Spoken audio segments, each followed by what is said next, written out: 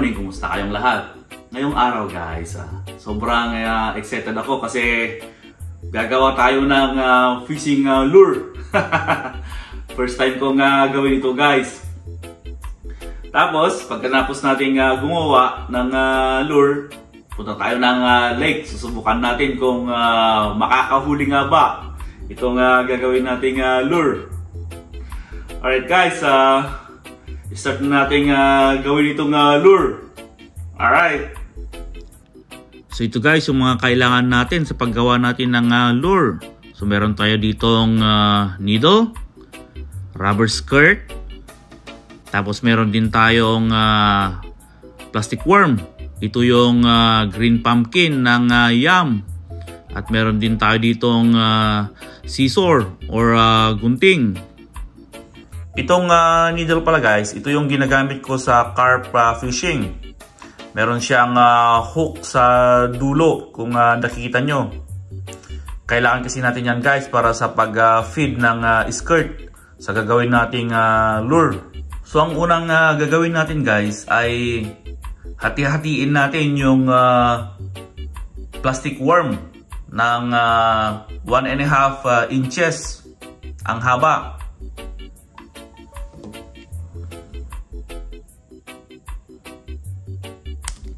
Guys,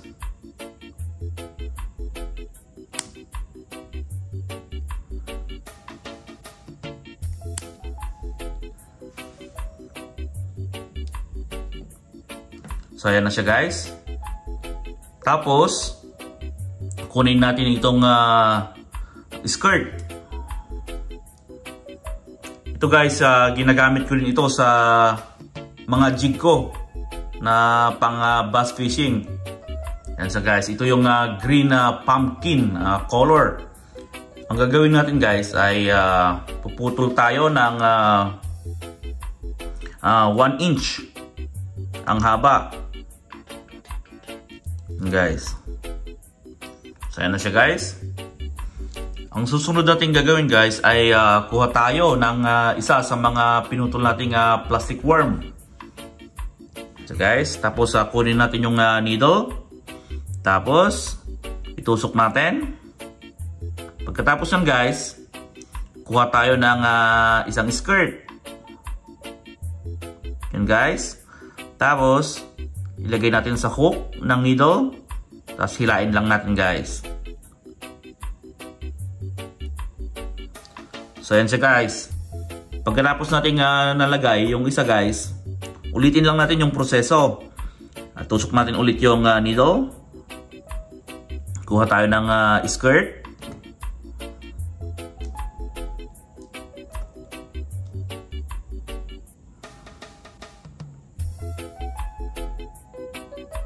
Yan guys, tapos sa hook.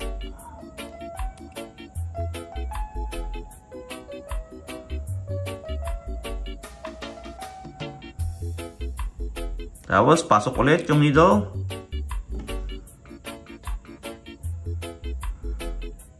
Skirt.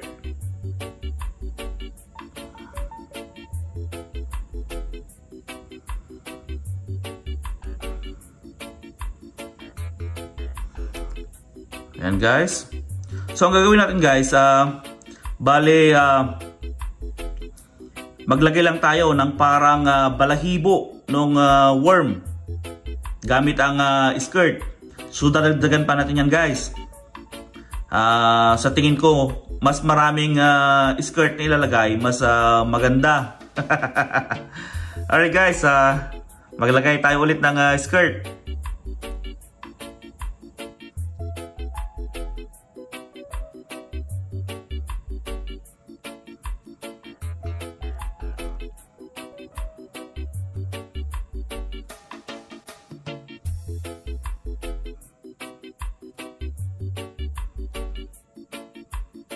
So yan na guys, yung finished product ng ginawa nating lure. Punta na tayo sa lake nang masubukan kung makakahuli nga ba ito. Alright.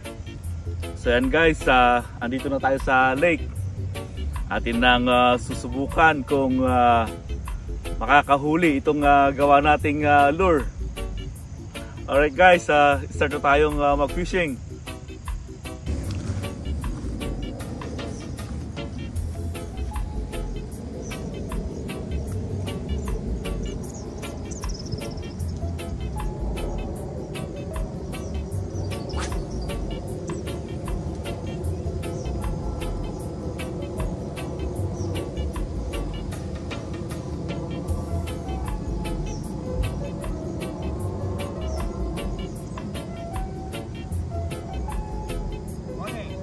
Good morning. Did anything? No, I just got here. How about you? Just one bass. Just one bass? Yeah.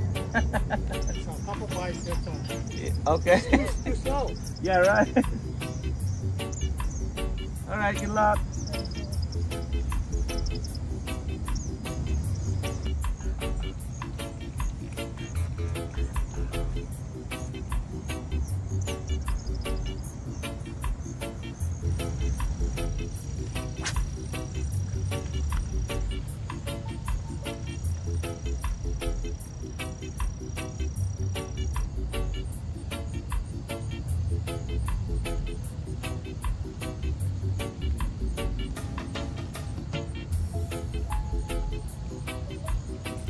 Yun. Huli natin guys.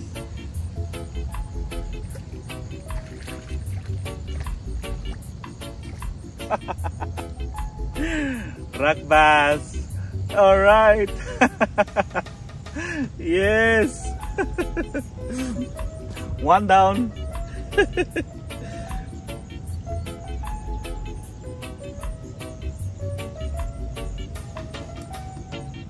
Saan siya guys?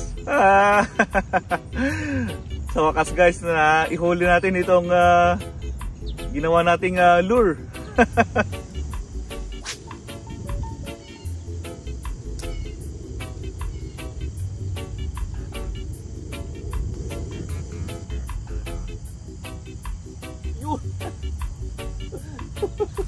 Huli guys.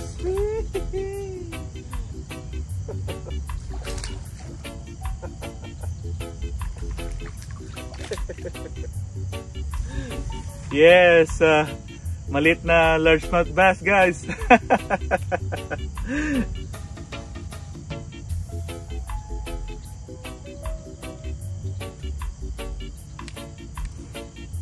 Yan siya guys.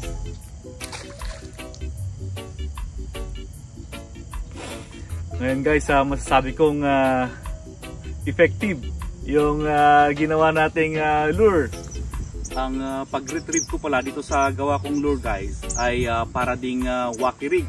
Kung napanood yung gumawa ko ng video about wacky rig, parang ganun din guys ang retrieve itong gawa kong lure. Alright.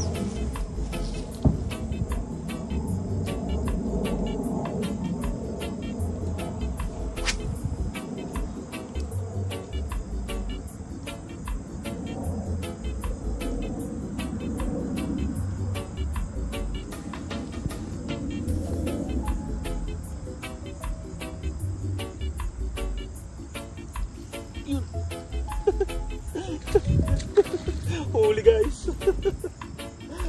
Mukhang malaki daw.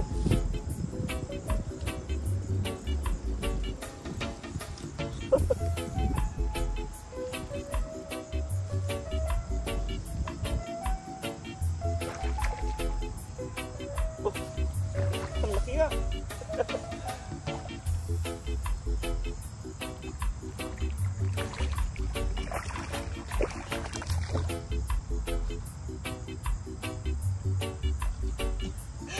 Yes.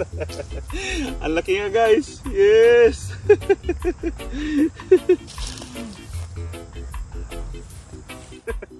So yan siya guys. Good size na bass.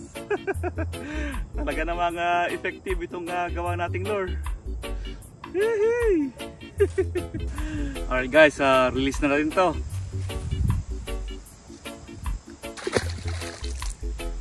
Yes.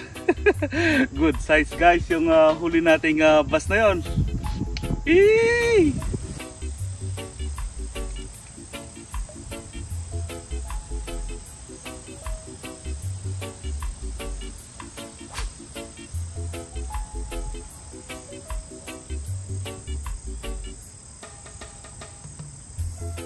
Talagang pabago-bago ang panahon. Kanina ang ganda ng sikat ng araw. Tapos ngayon biglang nagka-ulap guys. Baka uulan siguro mamayang hapon. Kaya ganito.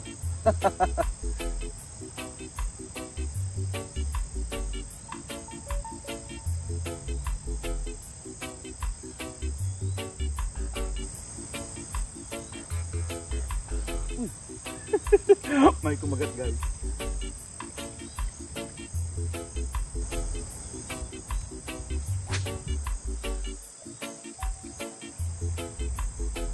Kasagaling kumagat pa.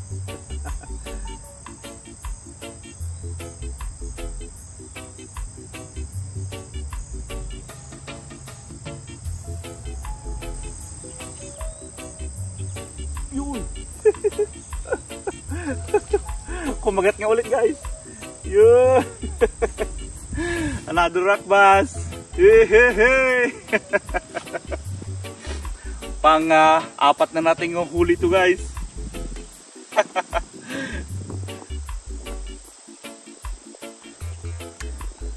Yes.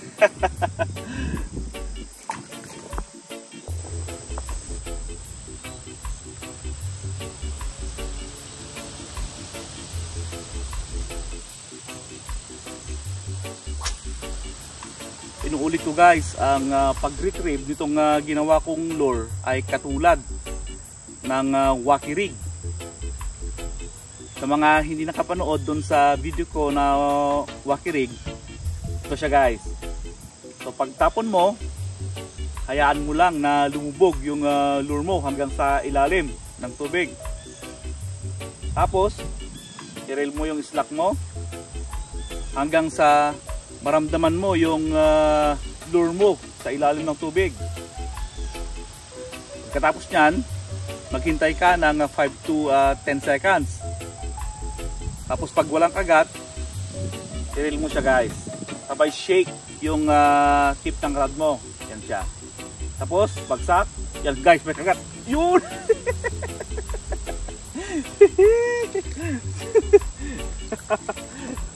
Yun!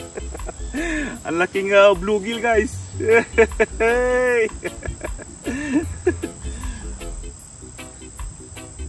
Talagang kinain yung lure natin.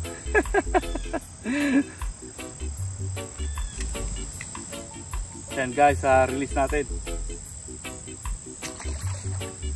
So ganun guys ang pag-retrieve nitong lure na ginawa ko. Alright.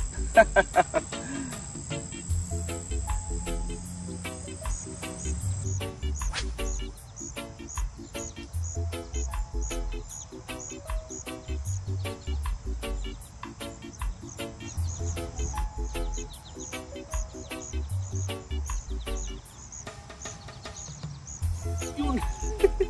Huli guys.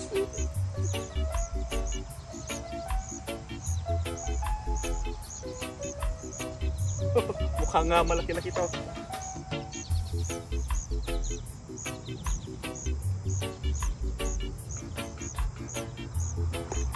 Yun. Malaki na naman guys.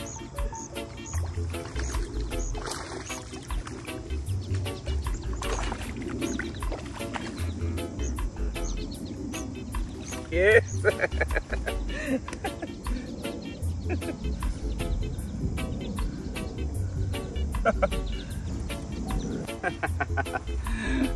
Ayan siya guys, medyo malaki-laki din. Alright, release natin to.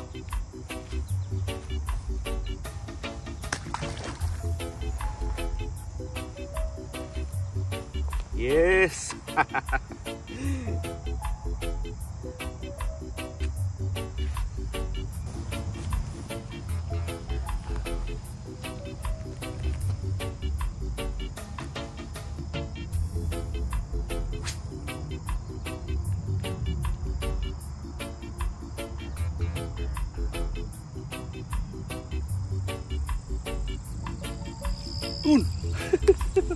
Huli guys.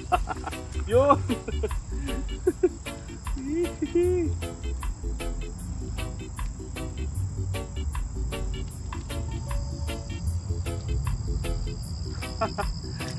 Yes.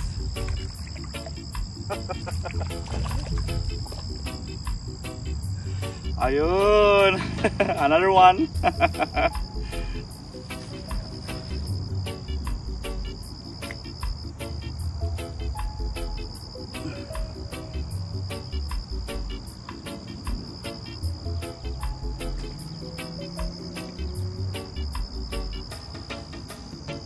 Yan siya guys. Hehehe.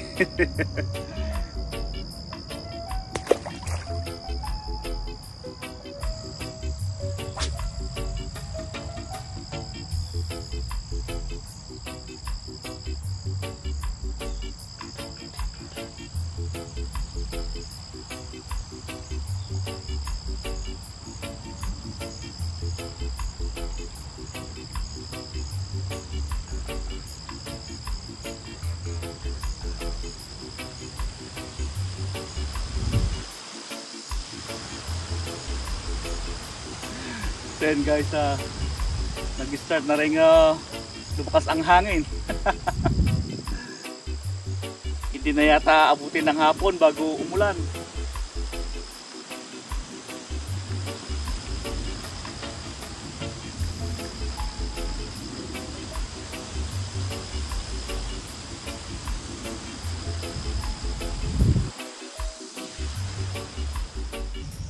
Then guys, hindi na nadagdagan yung huli natin. Nawala na rin si Haring Araw. Pero kahit ganun pa man, napatunayan natin na talaga namang effective itong lure na ginawa natin. Alright guys, sana nag-enjoy kayo dito sa ating munti na namang palabas. Maraming salamat sa inyong panonood. Hanggang sa muli.